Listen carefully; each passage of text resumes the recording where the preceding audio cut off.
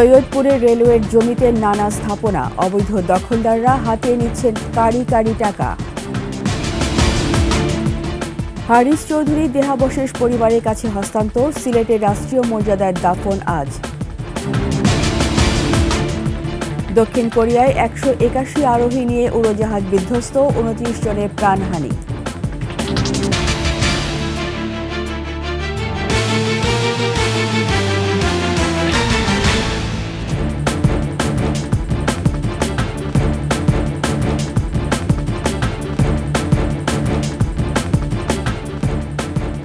শুনছিলেন সংবাদ শিরোনাম। আমন্ত্রণ 21 সংবাদে, সাথে আছি আমি রীতা চৌধুরী। দর্শক, 21 টেলিভিশনের সংবাদ একই সাথে সরাসরি দেখতে পাবেন আমাদের ফেসবুক পেজ www.facebook.com/2124 অনলাইনে। সাবস্ক্রাইব করতে পারেন www.youtube.com/@21tv চ্যানেলে। এছাড়া সংবাদ আরও থাকছে। জমকালো আয়োজনে দেয়া হলো ইটিভি সিজিএফবি অ্যাওয়ার্ড, সাংস্কৃতিক উন্নয়নে পাশে থাকার ঘোষণা 21-এর কর্ণধার আব্দুস সালামের।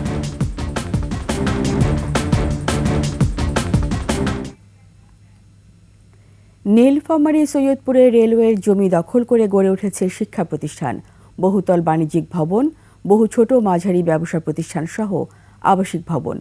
বহুতল ভবনগুলোতে ভাড়ায় চলছে বিভিন্ন ব্যাংক, বিমা, আবাসিক হোটেল আর রেস্তোরাঁ। অবৈধ দখলদাররা এসব থেকে হাতিয়ে নিচ্ছেন কারি কারি টাকা। দখলের কথা স্বীকার করছে রেলওয়ে কর্তৃপক্ষ। রেলের সম্পদ অপদখল নিয়ে নীলফামারী প্রতিনিধি নূর আলম বাবুর তথ্য ও চিত্রের 3 পর্ব প্রতিবেদনের আজ শেষ পর্ব। সৈয়দপুর শহরে রেলওয়ে জমির পরিমাণ 799 একর। এর মধ্যে 110 একর জমির ওপর রেলওয়ে কারখানা ছাড়াও রয়েছে নানা দপ্তর, কর্মকর্তা কর্মচারী, শ্রমিকদের কোয়ার্টার।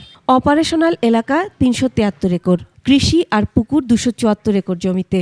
তবে এসব সম্পত্তির বড় অংশই দখল হয়ে গেছে। অপারেশনাল এরিয়া বাদে রেলওয়ে কর্তৃপক্ষ 80-র দশকে স্থানীয় সরকার মন্ত্রণালয়কে পৌরসভার জন্য 25.75 একর জমি রেলওয়ের মালিকানা থাকা শর্তে ব্যবহারের অনুমতি দেয়। আইন অনুযায়ী জমির আকার আকৃতি পরিবর্তনের সুযোগ নেই, তবে সেখানে গড়ে উঠেছে বহুতল ভবন। এছাড়া নানা সময়ে পৌরসভা দখল করেছে আরও প্রায় 75 একর। অবৈধভাবে অপারেশনাল এরিয়ার কোয়ার্টার, বাংলো দখল করে গড়ে তোলা হয়েছে মার্কেট। 25.75 একরের জায়গা এখন পৌরসভা সেখানে দখল করে আছে প্রায় 100 একরের উপরে। অনুমতি ছাড়াই বলা যায় বা নিয়ম ছাড়াই অনেক বহুতল ভবন নির্মিত হয়েছে। রেলের কিন্তু প্রচুর পতিত জমিও আছে, যে জমিগুলো নানাভাবে মানুষ জোর জবরদখল করে রাখছে। যারা বসবাস করতেছেন তাদের কাছে যদি সহজ কিস্তিতে যদি দিয়ে দেওয়া হয় বা এককালীন যদি দিয়ে দেওয়া হয়, মানে রেলও রাজস্ব পাবে, অনেক টাকা রাজস্ব পাবে। বাজার এলাকাটি মোটামুটি 80% জমি রেলের জমির মধ্যেই রয়েছে। পৌরসভা কর্তৃপক্ষ বলছে, রেলওয়ে ও সৈয়দপুর পৌরসভার সম্পত্তি নিয়ে আদালতে মামলা রয়েছে। উচ্চতর আদালতে মামলা চলমান আছে। সেই মামলা চলমান থাকায় আমরা সৈয়দপুর পৌরসভা থেকে উক্ত সম্পত্তিতে যারা বিভিন্ন ধরনের ভবন নির্মাণ করছেন তাদের আমরা প্ল্যান বা নকশা অনুমোদন দিতে পারছি না। কর্তৃপক্ষ বলছে, ম্যাজিস্ট্রেসি না থাকায় দখল উচ্ছেদে নানা দপ্তরের সহায়তা লাগে, অভিযানে হামলার শিকার হতে হয়। আমাদের সমস্ত প্রোটেকশন দিয়ে আমরা চেষ্টা করতেছি এগুলো করতে, তারপরেও কিছু দুর্বৃত্ত থাকবে, এগুলো হবে, আমরা সেগুলো সুযোগ পেলে মোকাবেলা করতেছি, অ্যাকশনে যাচ্ছি। এদিকে রেলপথ মন্ত্রণালয়ের উপদেষ্টা মোহাম্মদ ফাউজুল কবির খান জানান, এখন আর দখলবাজির সুযোগ নেই। রেলওয়ে সম্পত্তি বিষয়ক মামলাগুলো নিয়ে পরিকল্পনা হাতে নেওয়া হয়েছে। সারা দেশে এই যে রেলের যে জমি অবৈধ দখল আছে সেটার বিরুদ্ধে একটা অভিযান অব্যাহত আছে। এখানে যদি এখনো না হয়ে থাকে তো রেল সচিব সাহেব এখানে আছেন, তো এটা শীঘ্রই আমরা ব্যবস্থা নেব। রেলওয়ের সম্পত্তি দখলমুক্ত করার দাবি সংশ্লিষ্টদের। Masum আলিসা, desk report, 21 television. পরিবারের কাছে হস্তান্তর করা হয়েছে প্রয়াত হারিস চৌধুরীর দেহাবশেষ। সিলেটের কানাইঘাটে রোববার সন্ধ্যার আগেই দাফনের সিদ্ধান্ত জানিয়েছে পরিবার। দেরিতে হলেও ন্যায় বিচার মিলেছে, এমন নৃশংস ইতিহাসে যেন পুনরাবৃত্তি না ঘটে। ঢাকা মেডিকেল হাসপাতালে মর্গ থেকে পিতার দেহাবশেষ গ্রহণ করে এমনটাই জানান কন্যা ব্যারিস্টার সামিরা তানজিন চৌধুরী। বিস্তারিত আকবর হোসেন সুমনের রিপোর্টে। 2021 সালের 3 সেপ্টেম্বর মৃত্যু হয় সাবেক প্রধানমন্ত্রী বেগম খালেদা জিয়ার রাজনৈতিক সচিব হারিস চৌধুরীর। পরিচয় গোপন রেখে অধ্যাপক মাহমুদুর রহমান নামে সাভারের বিরুলিয়ার এক মাদ্রাসা প্রাঙ্গণে দাফনও করা হয়। পরবর্তীতে মেয়ে সামিরার এক রিটের পরিপ্রেক্ষিতে হাইকোর্টের নির্দেশে লাশ উত্তোলন করে ডিএনএ পরীক্ষা নিশ্চিত হয় তার পরিচয়। শনিবার রাতে ঢাকা মেডিকেল হাসপাতাল থেকে হারিস চৌধুরীর দেহাবশেষ গ্রহণ করেন তার মেয়ে। আমি ন্যায় বিচার পেয়েছি, একটু দেরিতে পেয়েছি, এবং এত কিছুর মধ্যে দিয়ে যেতে হলো that I am having to relive the moment. এটার জন্য আল্লাহর কাছে আমি বিচার প্রার্থী, আপনারা সবাই বিচার প্রার্থী হন। বাবার সঙ্গে ঘটে যাওয়া নৃশংসতার পুনরাবৃত্তি চান না কন্যা সামিরা চৌধুরী। যে অন্যায় হয়েছে আমাদের সাথে 15টা বছর, এবং যেভাবে করে একটা মেয়ে বাবার লাশ বুকে নিয়ে পালিয়ে যেতে হয়, এবং যেভাবে করে বাবার লাশ আবার তুলে প্রমাণ করতে হয় যে এটা আমার বাবা, আল্লাহ যেন এইসবের মধ্যে দিয়ে কোনো একমাত্র কলিজার টুকরো মেয়েকে আর না যাওয়ায় বাংলাদেশের এই কলঙ্কিত ইতিহাস যেন একেবারে মুছে যায়। সিলেটের কানাইঘাটে এতিমখানা প্রাঙ্গণে দাফনের সিদ্ধান্ত জানিয়েছে হারিস চৌধুরীর পরিবার। আকবর হোসেন সুমন, 21 টেলিভিশন, ঢাকা। দক্ষিণ কোরিয়ায় যাত্রীবাহী উড়োজাহাজ বিধ্বস্ত হয়ে কমপক্ষে 29 জন নিহত হয়েছেন। উড়োজাহাজটিতে 181 জন আরোহী ছিলেন। পূর্ব এশিয়ার দেশটির অন্যতম শহর মুয়ানের বিমানবন্দরে অবতরণের সময় উড়োজাহাজটি বিধ্বস্ত হলে প্রাণহানির ঘটনা ঘটে। এক প্রতিবেদনে এসব তথ্য জানিয়েছে সংবাদ মাধ্যম আল জাজিরা। স্থানীয় গণমাধ্যম বলছে, ল্যান্ডিং গিয়ারে ত্রুটিমুখযুক্ত উড়োজাহাজ দ্রুত রানওয়ে থেকে সরে গেলে বিস্ফোরণ ঘটে। ইয়োনহাপ বার্তা সংস্থা কর্তৃপক্ষের বরাত দিয়ে আল জাজিরা জানায়, ঘটনাস্থলে মারা গেছে 28 জন, পরে আরেকজনের মৃত্যু হয়। উদ্ধারকারীরা আহত যাত্রীদের সরিয়ে স্থানীয় হাসপাতালে নিচ্ছেন।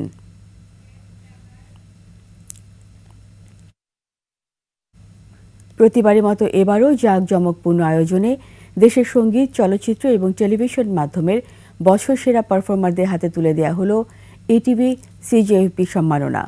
সেরাদের হাতে পুরস্কার তুলে দেন 21 টিভি চেয়ারম্যান ও CEO Abdus Salam, vice chairman ও ব্যবস্থাপনা পরিচালক তাসনোভা মাহবুব সালাম। দেশের সাংস্কৃতিক উন্নয়নে 21 টেলিভিশন সবসময় পাশে থাকবে বলে ঘোষণা দেন আব্দুস সালাম। সিরাত আল মুস্তাকমির রিপোর্ট, জানাচ্ছেন Akbar Hossain Suman.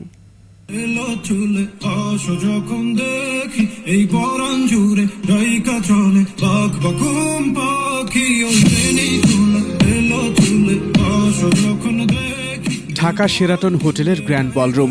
21 television CJFB performance পুরস্কার প্রদানের জন্য এমন জমকালো আয়োজন। দেশের বিভিন্ন অঙ্গনের খ্যাতিমান ব্যক্তিদের পদচারণায় মিলন মেলায় পরিণত হয় অনুষ্ঠান।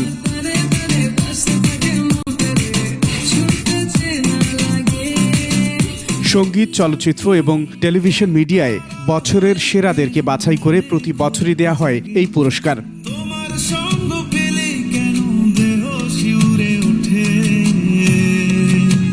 অনুষ্ঠানে প্রধান অতিথি হিসেবে উপস্থিত ছিলেন সংস্কৃতি উপদেষ্টা মোস্তফা সরওয়ার ফারুকী। জুলাই অভ্যুত্থানের শহীদদের স্মরণ করে শুরু হয় অনুষ্ঠান।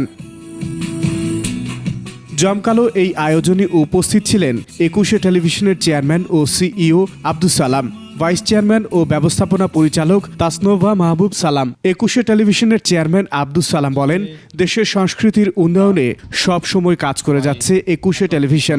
ভবিষ্যতেও এমন আয়োজনের সাথে থাকার ঘোষণা দেন তিনি। 21 টেলিভিশন বরাবরই বাংলাদেশের কৃষ্টি, সংস্কৃতি এগুলো নিয়ে কাজ করেছে।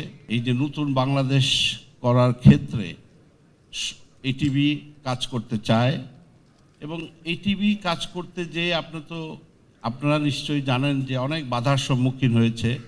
আমি পার্সোনালিও অনেকভাবে হ্যারাসমেন্ট হয়েছি, জেল খাটতে হয়েছে। এই যে সত্য, সাদাকে সাদা বলা, কালোকে কালো বলা, এই কারণে। সো আমার মনে হয় এখন আমাদের দেখেন 5ই আগস্টের পর আমরা কিন্তু মুক্ত গণমাধ্যমের যে স্বাদ, সেটা কিন্তু আমরা সবাই পাচ্ছি, সবাই কিন্তু বলতে পারছি, সবাই যার যার, এইটাই তো অনেক পাওয়া। এতদিন পরে এত সুন্দর একটি আয়োজন করেছে সবাই মিলে আমরা একসাথে, ETV and CJFB. It's really a wonderful moment for us. So সবাই এভাবে আমরা একসাথে মিলেমিশে কাজ করব, এইটাই আমার সবার কাছে চাওয়া। সেরাদের হাতে পুরস্কার তুলে দেন 21শে টেলিভিশনের এই দুই কর্ণধার। এবার সিজেএফবি আজীবন সম্মাননা পেলেন সাংবাদিক শফিক রেহমান। 23তম সিজেএফবি বিশেষ সম্মাননায় ভূষিত হয়েছেন সঙ্গীত শিল্পী বেবি নাজনীন, অভিনেত্রী জয়া আহসান, সাংবাদিক ফাহিম আহমেদ, বিপণন ব্যক্তিত্ব সৈয়দ আলমগীর। 23তম সিজেএফবি সেরা পুরুষ শিল্পীর পুরস্কার পেয়েছেন রিয়াদ ও তানজিদ সরওয়ার। এবার সিজেএফবি সেরা নারী শিল্পীর পুরস্কার পেয়েছেন নাজমুম মুনিরা নেন্সি। সেরা গীতি কবি অ্যাওয়ার্ড পেয়েছেন আসিফ ইকবাল। বেস্ট মিউজিক ডিরেক্টরের পুরস্কার পান প্রিন্স মাহমুদ। সেরা টেলিভিশন রিপোর্টার হিসেবে পুরস্কার পেয়েছেন 21শে টেলিভিশনের সিনিয়র রিপোর্টার শাকির আরজু। আলহামদুলিল্লাহ ভালো আছি, আজকে একটা অ্যাওয়ার্ড পেয়েছি। তো আমি বিশেষভাবে ধন্যবাদ জানাতে চাই আমার 21শে টেলিভিশনের চেয়ারম্যান, আমার সিইও এবং আমার ভাইস চেয়ারম্যান এবং আমার 21শে টেলিভিশনের নিউজের পুরো টিমকে আমি ধন্যবাদ জানাতে চাই। এই অ্যাওয়ার্ডটি আসলে আমার না, আমাদের সবার। এছাড়া এই অনুষ্ঠানে পারফর্ম করেন পরিমণি।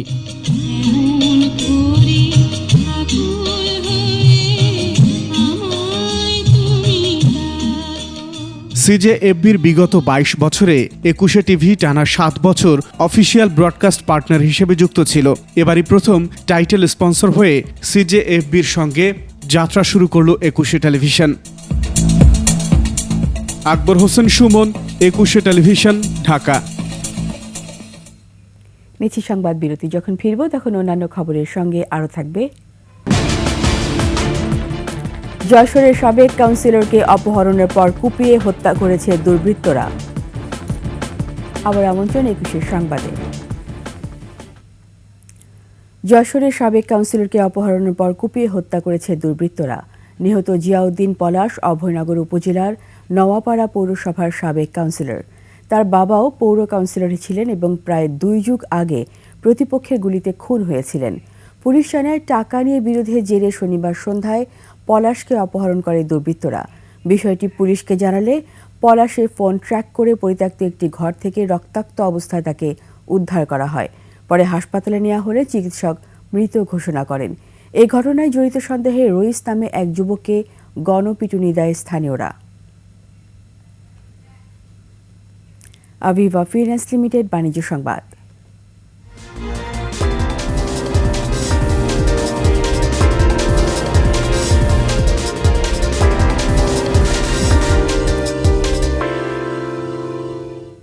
নওগাঁয় বাণিজ্যিক কমলা চাষে আগ্রহ বাড়ছে চাষিদের। ইউটিউবে চাষ পদ্ধতি দেখে 2021 সালে গাছ রোপণ করেন নওগাঁর যুবক শফিকুল ইসলাম। এরপর শুরু করেন কমলার চাষ। এবার প্রতি গাছে ফলন এসেছে অন্তত 25 কেজি। স্থানীয়রা বলছেন আকারে কিছুটা ছোট হলেও স্বাদ ভালো, আর তাই মাঠ থেকে কমলা নিয়ে যাচ্ছেন পাইকাররা। বাড়তি মুনাফার আশায় অনেকে ঝুঁকছেন মৌসুমি এই ফল চাষে। আর এ কাজে চাষিদের সার্বিক পরামর্শ দিচ্ছে কৃষি বিভাগ। নওগাঁ ছাড়াও আশপাশের জেলাগুলোতে বাণিজ্যিকভাবে শুরু করেছে কমলার চাষ। বিশেষ করে চাইনিজ ও ছাতকি জাতের কমলা চাষ হচ্ছে এসব এলাকায়।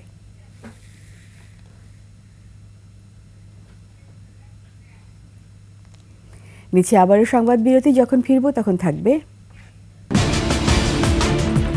কাল মাঠে গড়াচ্ছে ফ্র্যাঞ্চাইজি ক্রিকেট লিগ বিপিএল। আলো ছড়াবেন দেশি বিদেশি তারকারা। আবার আমন্ত্রণ 21শে সংবাদে।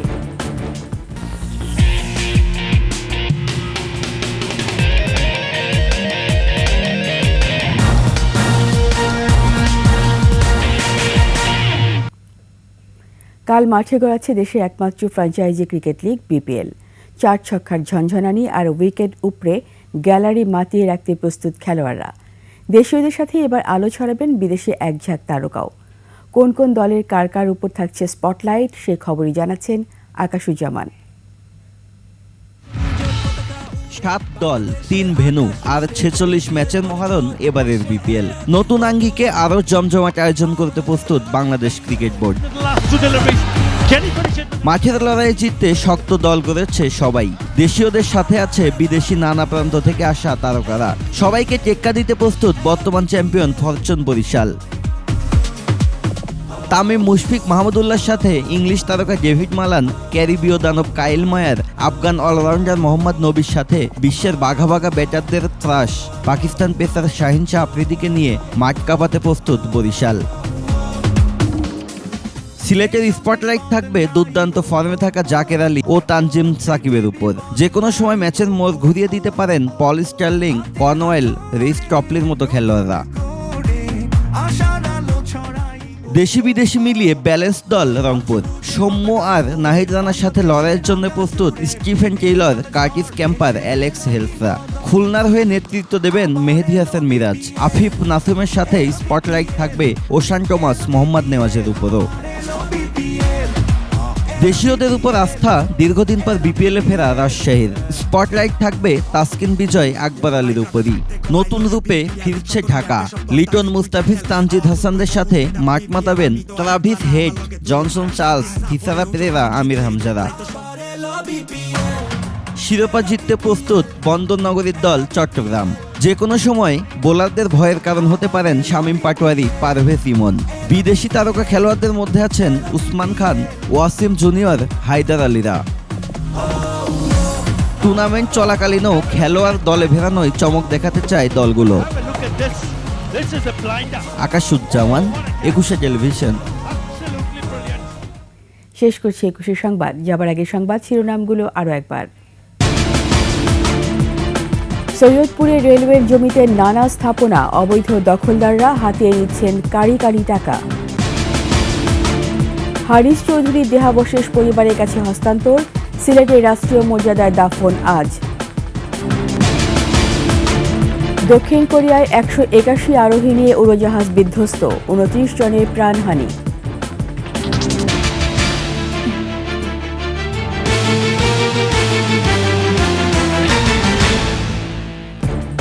সবশেষ সংবাদ জানতে ডায়াল করুন 2024 নম্বরে আর ভিজিট করুন 21-tv.com ওয়েবসাইটে। ফেসবুকে ভিজিট করতে পারেন www.facebook.com/2124 অনলাইনে। সাবস্ক্রাইব করতে পারেন www.youtube.com/@21tv চ্যানেলে। এতক্ষণ সঙ্গে থাকার জন্য সবাইকে ধন্যবাদ। পরবর্তী সংবাদ বেলা 11টায় দেখার আমন্ত্রণ রইল। 21-এর সাথেই থাকুন।